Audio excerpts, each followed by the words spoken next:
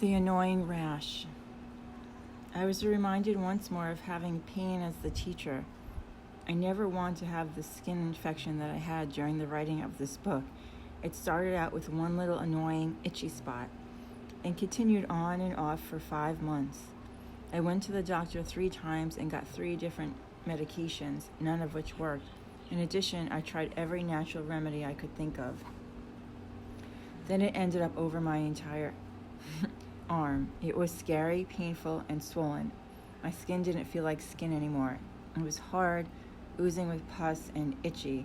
I thought I might need to amputate my arm. I was so freaked out. The itching kept me up at night, so I dragged during the day. In addition to feeling shame and embarrassment, I felt like a leper, and I acted like a hermit because I didn't want to go out in public. But I still had to teach yoga. I cried out in frustration. I just want this to go away and be normal again. My good sister friend shared that it could be an initiation as a shaman, bringing another level of compassion and empathy toward others, which I totally resonated with. I thought I could heal it by going to the doctor and getting medication, but after 3 visits, my higher self let me know I needed to look this up in my Bible. Why did I resist this advice? I knew why. It was too much work. It's easier to go to the doctor and let them tell me what's wrong and fix me than have to take responsibility for my own health. I could be lazy at times too. The new thought pattern that corrects the imbalance in my body brought so much wisdom. From the book You Can Heal Your Life by Louise Hay, I lovingly protect myself with thoughts of joy and peace. Why are they always right? They know my unstable mind. You can't get a better mantra than that for me right now in my unfolding. The thoughts I was having were inappropriate for my magnificence and was adding to the imbalanced energy of the rash.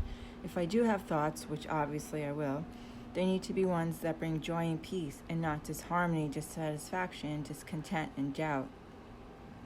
The rest of the new thought pattern or mantra: the past is forgiven and forgotten. I am free in this moment.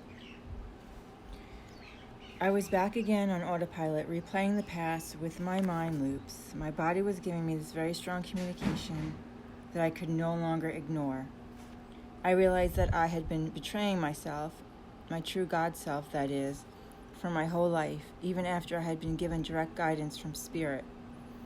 I spent the day going back over all the guidance, channels, messages, and journals I've had for the last 8 years and listened with new ears. I was in shock how much I missed and how much time it took me for their messages to sink in. I cried for myself. I felt sad. I was finally seeing with new eyes how living my life as a slave to the mind chatter is detrimental and toxic to my soul. I used to cry and feel sorry for myself living unconsciously in victim mentality. Now I was crying because I was fully awake, seeing for the first time how I'd been living veiled in the ego mind, selling my God self short. You never left my side, I said to my God self with tears running down my cheeks. I'm sorry.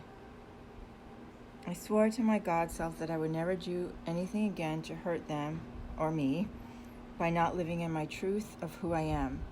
I am committed to stopping the old patterns of the mind and being in resonance with my heart and highest joy. And when I focus on something with all my heart, I never fail. I was still feeling bad, thinking I wasted so much time, type A personality in full effect. My guides have been giving me the same guidance over and over again in so many different ways. This was the first time I was sad from listening to their advice, so I reached out to my brother. Sita reminded me, the time is always now. I got it right away. I felt much better and immediately let go of feeling bad and refocused on the present moment. That is the higher truth and reality. The only time is now. Wasting time is an illusion of the ego mind that keeps us stuck.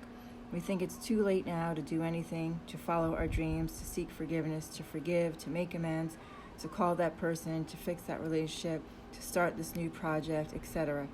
That is all false. It is never too late. It doesn't matter how old you are in human chronological years. We never die. When we leave the body, you think that's it, it's over and done. Sorry to tell you, but you will bring your unfinished business with you. You got work to do on the other side, sister, brother. The solution to every problem already exists. Back to the skin infection. As much as the new thought pattern resonated with me and helped, I felt it was too late. The pain and swelling had already traveled to my armpit, and the infection was at great risk of spreading to the rest of my body. I had to be safe and use common sense. This time the doctor did a culture and prescribed antibiotics. It turned out I had a very bad staph infection that was turning to the next level.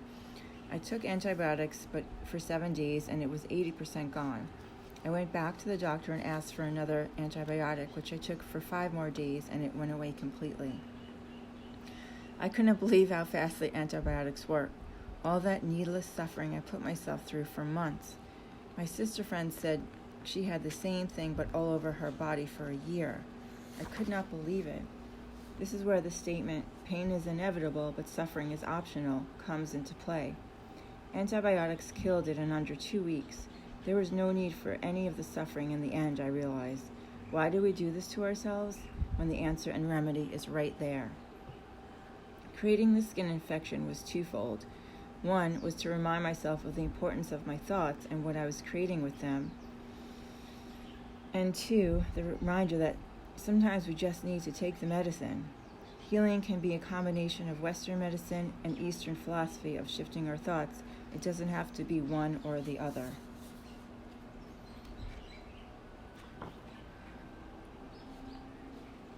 I am ease and grace.